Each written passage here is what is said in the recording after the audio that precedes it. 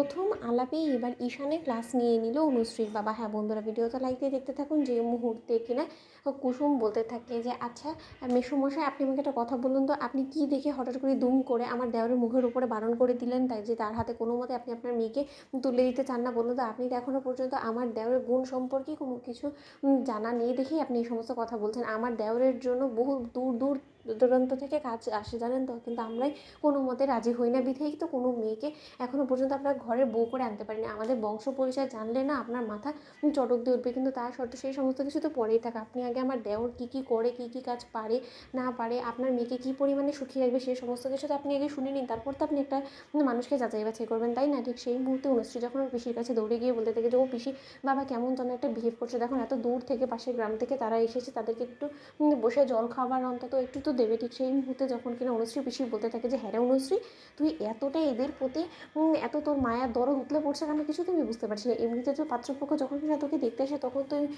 মুখটা কেমন কেমন ভার করে রাখিস, এখন হঠাৎ করে এদের প্রতি এমন দরদ উতলে পড়ছে যে তাদেরকে আমরা যাতে খাদ্য যত্ন করি, সেই সমস্ত কথা তুই আমাকে শেখাচ্ছিস বাবা।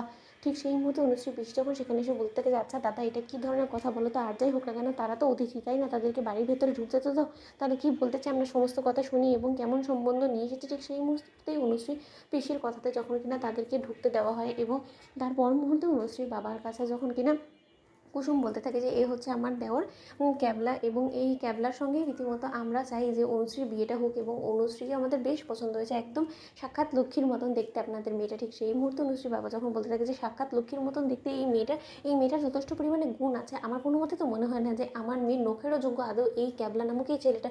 না আছে ওর কোনো ক্লাস, না আছে শিক্ষার দিকে কোনো কিছুই তো না। শোনো বাচ্চা, আমরা গ্রামে থাকি বিধায় তুমি যদি এটা মনে করে থাকো যে আমরা একদমই গ্রাম্য পরিবেশে আমাদের মেয়েকে মানুষ করেছি এবং আমাদের মেয়ের শিক্ষা দীক্ষা কোনো কিছুই নেই, তাহলে সেটা তুমি ভুল ভাবছো। আমাদের মেয়ে বড় কোম্পানিতে জব করে কিছুদিন হয়েছে, ও জব ছেড়ে এখানে চলে এসেছে, তাই বলে এটা ভেবো না যে আমাদের মেয়ে এর কোনো রকম কোনো গ্রাম্য চালচলন আছে ওর মধ্যে। ও সম্পূর্ণরূপে শহরি মেয়ের মতন চলাফেরা করে, এবং তার পরবর্তীতে তুমি এই ক্যাবলা ছেলের সঙ্গে আমার মেয়ের বিয়ে দিতে চলেছো, এই সম্পর্কে তুমি ভাবলেও কী করে, এই সমস্ত কথাই বা তুমি মুখ থেকে উচ্চারণ করছো কী করে, সেটাই তো আমার ভেবে অবাক লাগছে। ঠিক সেই মুহূর্তে যখন কি আয়ুষ বলতে থাকে যে না না না, আগে আপনি আমাদের কথাটা বুঝতে পারলেন না, আমরাও তো খুব বড় বংশেরই ছেলে, তাই না? এবং আমাদের মনে হয় যে অনুশ্রী আমাদের ভাইয়ের সঙ্গে একদম ভালো থাকবে এবং ওদেরকে বেশ মানাবে, আপনি একবার ওদেরকে একসঙ্গে দাঁড় করিয়ে তো দেখুন। ঠিক সেই মুহূর্তে অনুশ্রী বাবা বলতে থাকে যে আমার মেয়ে নিজে পছন্দ করবে সেটা তো পরের কথা, আমারই তো এই ছেলেকে দেখে পছন্দ হচ্ছে না। সেই জায়গায় আমার অনুশ্রী, যার জন্য কিনা আমি দূর দূরান্ত থেকে অনেক এরকম ভালো ভালো সম্বন্ধ এনেছি, সেগুলোকে রিজেক্ট করে দিয়েছে, সেই জায়গায় কিনা এই ক্যাবলা ছেলেটাকে বিয়ে করার জন্য রাজি হয়ে যাবে। আমি বাজি লেগে বলতে পারি যে আমার মেয়ে কোনো মতেই রাজি হবে না। ঠিক সেই মুহূর্তে অনুশ্রী বলতে থাকে যে আমি রাজি।